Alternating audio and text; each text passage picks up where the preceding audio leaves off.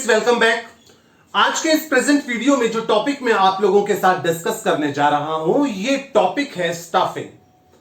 Plus 2 business studies का chapter number 6 है staffing. और जैसा कि आप लोग जानते हैं, मैनेजमेंट के 5 फंक्शंस में से स्टाफिंग आता है 3rd नंबर पे। इस प्रेजेंट वीडियो में मैं स्टाफिंग का मीनिंग, फीचर्स, इंपॉर्टेंस, प्रोसेस और ह्यूमन रिसोर्स मैनेजमेंट भी आप लोगों के साथ डिस्कस करूंगा। क्या है ये फंक्शन स्टाफिंग, जरा हम जानते हैं। स्टाफिंग दोस्तों, जैसा कि आप डेफिनेशन देख रहे हैं, स्टाफिंग एक ऐसा फंक्शन है जिसका ऑब्जेक्टिव है to appoint right number of candidates at right position. मैं अपनी डेफिनेशन को रिपीट कर रहा हूं। स्टाफिंग का मतलब right number of candidates appoint करने हैं और इन राइट नंबर ऑफ कैंडिडेट्स को राइट पोजीशन पे अपॉइंट करना है।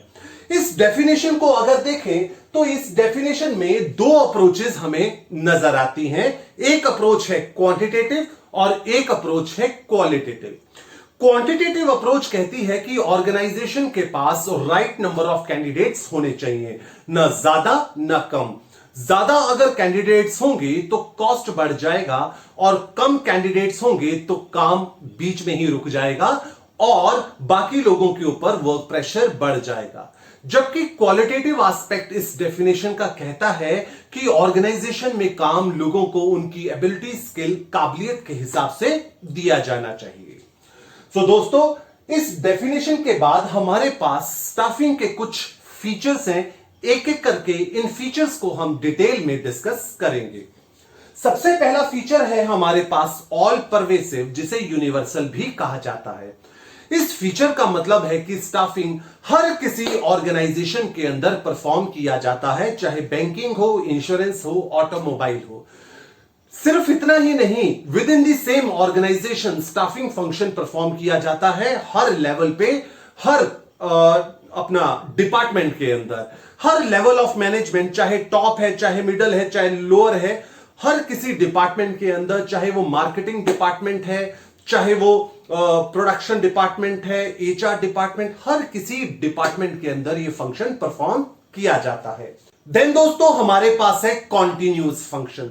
स्टाफिंग को एक कॉन्टिन्यूस फंक्शन कहा जाता है। ये कभी ना खत्म होने वाला फंक्शन है। इसका कारण क्या है? इसका कारण यह है कि जिन भी लोगों ने ऑर्गेनाइजेशन को ज्वाइन किया है, ये कभी ना कभी ऑर्गेनाइजेशन को छोड़कर जाएंगे और इस वजह से नए लोगों की जरूरत महसूस होगी। सिर्फ इतना ही नहीं, organisation over the period of time expand भी करती है, इस वजह से भी नए लोगों को अपॉइंट किया जाता है। देन दोस्तों, गोल ओरिएंटेड स्टाफिंग फंक्शन इसलिए परफॉर्म किया जाता है ताकि ऑर्गेनाइजेशन अपने गोल्स को अचीव कर सके। ऑर्गेनाइजेशन के गोल्स क्या हैं? जैसा कि आपने चैप्टर नंबर 1 के अंदर पढ़ा होगा, growth, profit and survival.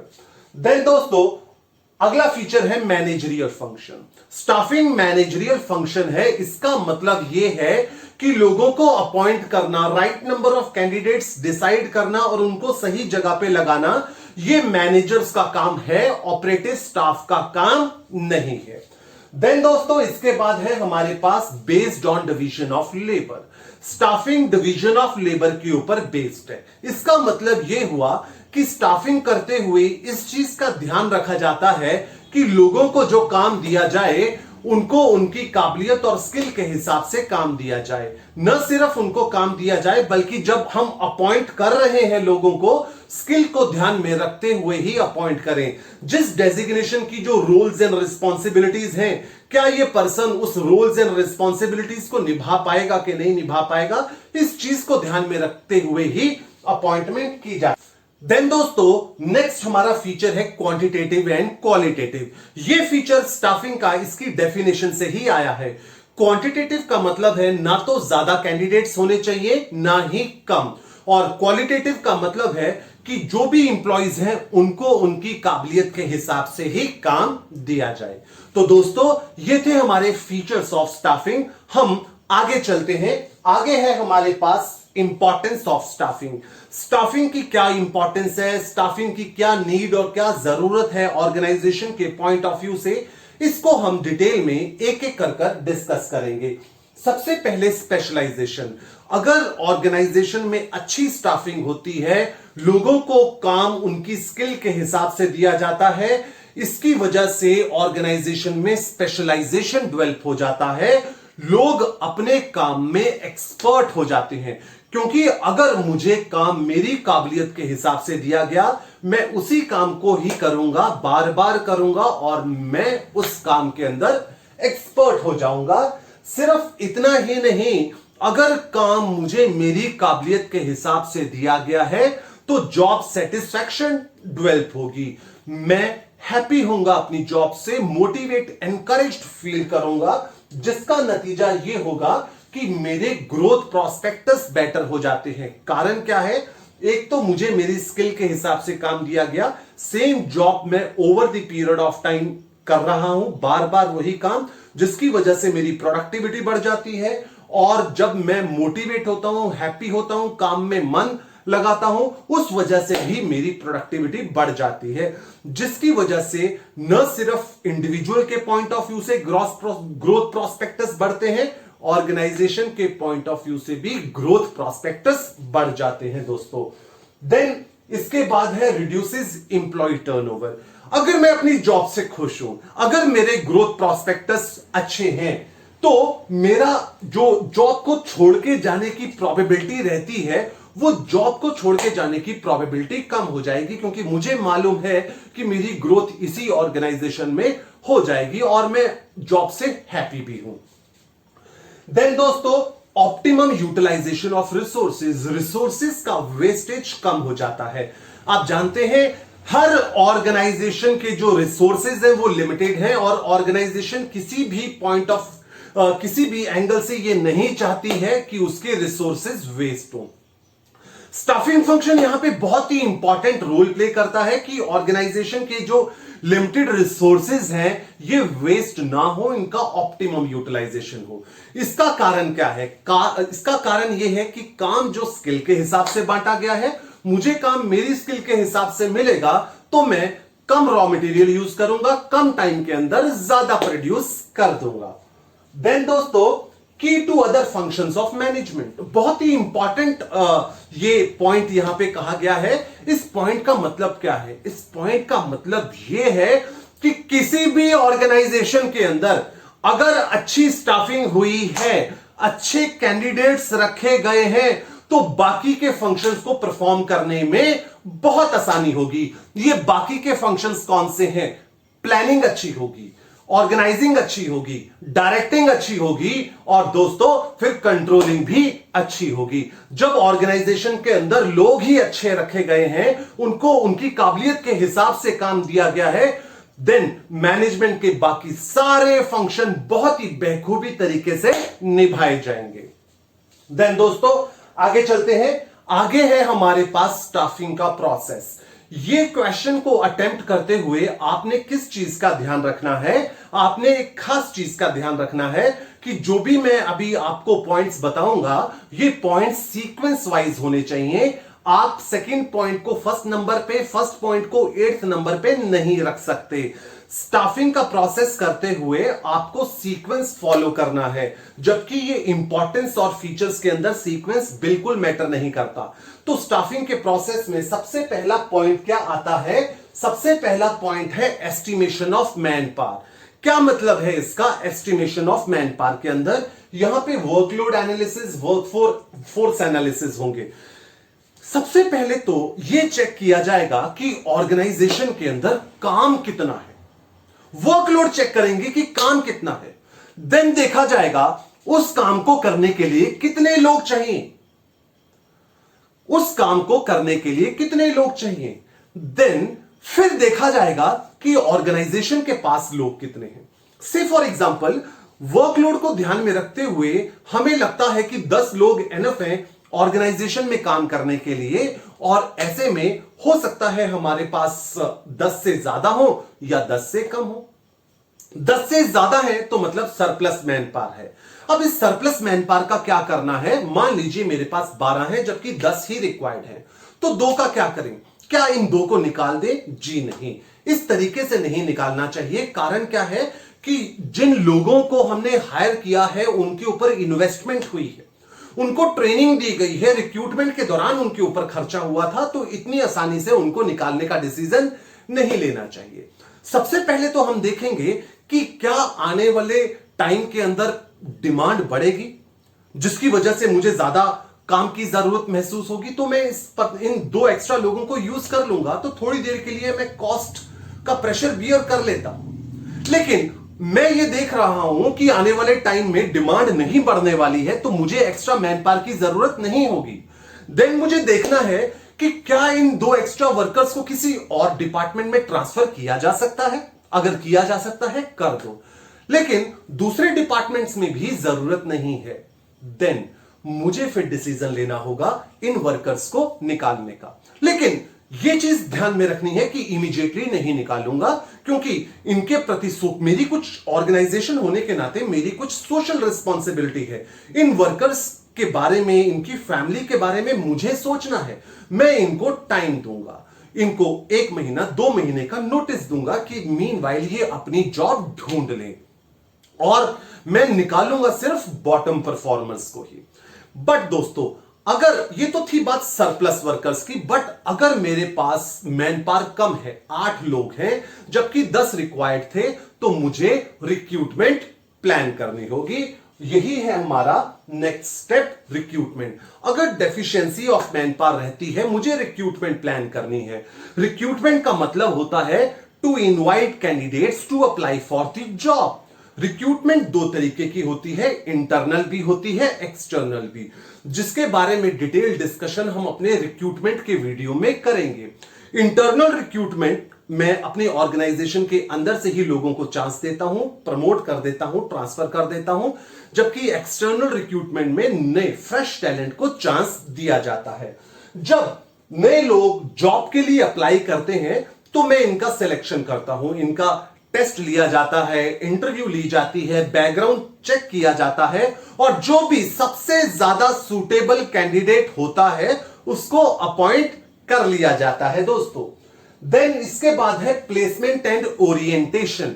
Placement का मतलब है जो भी कैंडिडेट हायर करे गए हैं, सिलेक्ट किए गए हैं, इनको डिफरेंट डिपार्टमेंट में अपॉइंट करना है, या डिफरेंट लोकेशन पे अपॉइंट करना जहां पे भी इनकी रिक्वायरमेंट है। दोस्तों, हमारे पास है ओरिएंटेशन, जिसे हम इंडक्शन भी बोलते हैं। जब भी कैंडिडेट्स को रिक्रूट सिलेक्ट किया जाता है, उनको अपॉइंटमेंट लेटर दी जाती है, तो डे 1 पे इनका एक इंट्रोडक्शन राउंड होता है जो कि एचआर डिपार्टमेंट करता है।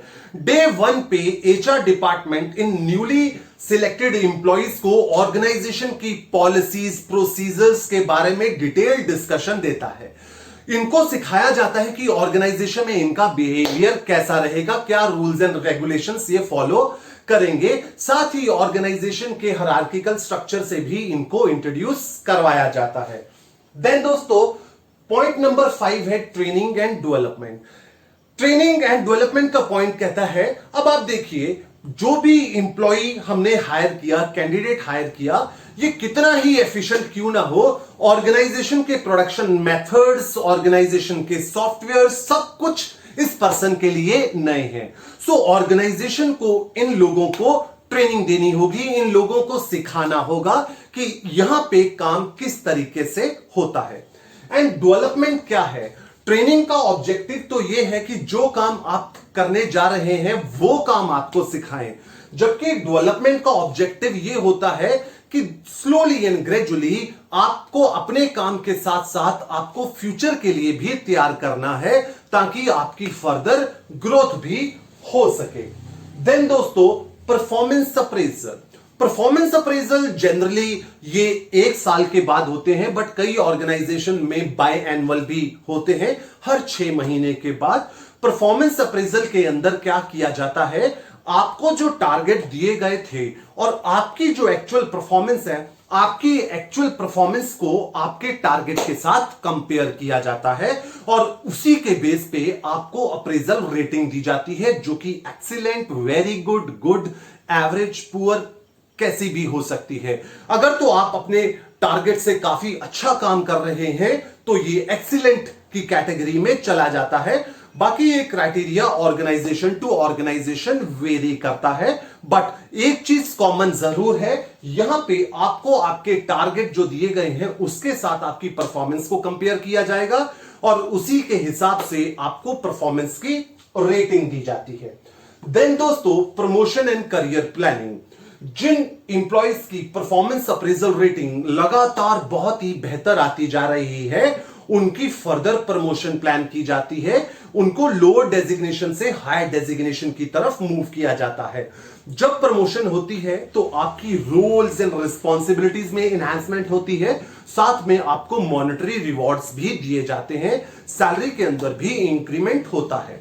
Then career planning. Career planning क्या कहता है कि मान लीजिए मैं एक बहुत ही अच्छा परफॉर्मर हूं, बट मैं सुपरवाइजर की जो डेजिग्नेशन है वहां पे सही नहीं बैठता, तो मेरे को सुपरवाइजर नहीं तो कोई और डेजिग्नेशन या किसी और डिपार्टमेंट के अंदर मैं ग्रो कर सकूं। मेरी काबिलियत को ध्यान में रखकर एचआर डिपार्टमेंट डिसाइड करता है कि मैं किस डिपार्टमेंट में बेहतर परफॉर्म कर पाऊंगा, उसके हिसाब से मेरा करियर प्लान किया जाएगा। यह ठीक इसी तरीके से है दोस्तों, जैसे कि 10th के बाद 3 तरीके की स्ट्रीम रहती हैं, कॉमर्स, ह्यूमैनिटीज और साइंस स्ट्रीम। अब टीचर्स देखेंगे कि कौन सा बच्चा किस स्ट्रीम के अंदर बेहतर परफॉर्म कर पाएगा, ठीक इसी तरह मैनेजमेंट डिसाइड करेगी कि मैं किस डिपार्टमेंट के अंदर ज्यादा अच्छे से ग्रो कर पाऊंगा। देन दोस्तों, इसके बाद है हमारे पास कॉम्पेंसेशन। मैं जो भी काम कर रहा हूं उसका मुझे कॉम्पेंसेट करना, सैलरी पे करना and over the period of time उसके अंदर इंक्रीमेंट करना, यह स्टाफिंग का लास्ट प्रोसेस रहता है। सो दोस्तों, स्टाफिंग के हमारे पास ये डिफरेंट 8 स्टेप्स है जिसको आप लोगों को सीक्वेंस में ही अटेम्प्ट करना है। सो मैंने अभी आप लोगों के साथ स्टाफिंग का meaning, features, importance and process discuss किया। इसके बाद एक छोटा सा कॉन्सेप्ट है हमारे पास, ह्यूमन रिसोर्स मैनेजमेंट। क्या है ये ह्यूमन रिसोर्स मैनेजमेंट, आइए जरा डिटेल में डिस्कस करते हैं। ह्यूमन रिसोर्स मैनेजमेंट की एक इंडिपेंडेंट ब्रांच है जो रिसेंट पास्ट में ही डेवलप हुई है। इसका ऑब्जेक्टिव यह रहता है कि ऑर्गेनाइजेशन के अंदर जो इंप्लॉइज हैं, इन इंप्लॉइज को एसेट समझना, इन इंप्लॉइज का ख्याल रखना, इनकी प्रॉब्लम्स को सुनना, समझना और रिजॉल्व करना।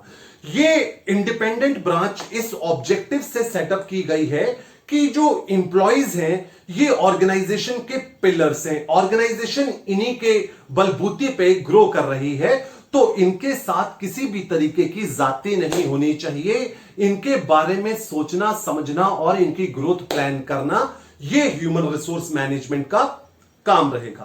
But over the period of time इसके रोल्स एंड रिस्पॉन्सिबिलिटीज के अंदर काफी ज्यादा एनहांसमेंट हुई है। ये एचआरएम क्या क्या फंक्शंस परफॉर्म करता है, आइए जरा एक बार देखते हैं। सबसे पहले मैन पावर प्लानिंग, जो कि मैंने स्टाफिंग के प्रोसेस में आपको बताया था। चेक करना कि ऑर्गेनाइजेशन के अंदर जो लोग हैं वो कम है, ज्यादा है, कितने हैं। कम है तो और रखो, ज्यादा है तो ट्रांसफर प्लान करो।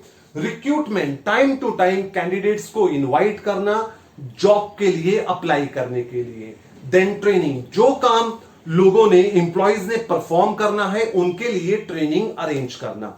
याद रहे ये ट्रेनिंग कंडक्ट नहीं करते, ये ट्रेनिंग अरेंज करते हैं। ट्रेनिंग कंडक्ट करने का काम सेपरेट डिपार्टमेंट है ट्रेनिंग का, उसका रहता है। देन दोस्तों, परफॉर्मेंस अप्रेजल। परफॉर्मेंस अप्रेजल वैसे तो हर डिपार्टमेंट के हेड्स करते हैं जो मिडिल मैनेजमेंट के होते हैं, बट अल्टीमेट अथॉरिटी ये एचआर डिपार्टमेंट के ही हाथ में होती है कि आपकी एक्चुअल परफॉर्मेंस को टारगेट परफॉर्मेंस के साथ कंपेयर करना। Then compensation and salary hike, जो भी काम आपको कर रहे हैं, जो भी काम आप लोग कर रहे हैं उसकी सैलरी पे करना और उसके अंदर इंक्रीमेंट करने की अथॉरिटी, रिस्पॉन्सिबिलिटी ये एचआर डिपार्टमेंट के पास ही होती है। देन दोस्तों, to listen to the problem of employees and resolve them. जैसा कि मैंने अभी आपको बताया, ह्यूमन रिसोर्स मैनेजमेंट ये मानता है कि ऑर्गेनाइजेशन के एम्प्लॉइज लायबिलिटी नहीं है, एसेट है। इसीलिए एम्प्लॉइज की कोई भी जो प्रॉब्लम आ रही है उसको सुनना है, समझना है और इसको रिजॉल्व करना। सो दोस्तों, ये था मेरा कॉन्सेप्ट ह्यूमन रिसोर्स मैनेजमेंट का। आई होप ये कॉन्सेप्ट आपको समझ आया होगा। Thank you for watching this video.